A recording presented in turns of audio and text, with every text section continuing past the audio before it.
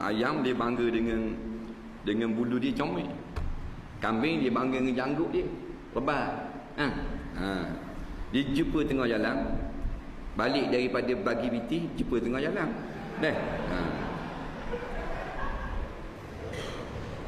Kambing kata, "Menda moyang, baju comel warna-warni, lipat tak akal."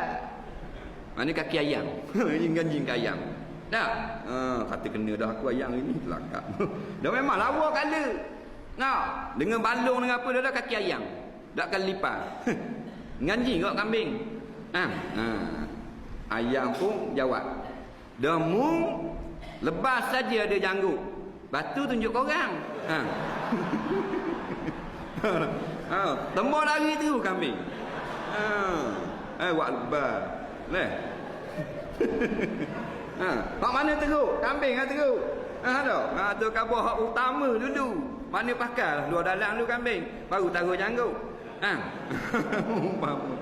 Dakwah benda gitu. Ngaruk je kambing. Konon dia ustaz. Maknanya luar dak akal. Pandai ayam, pandang muka kambing. Nah.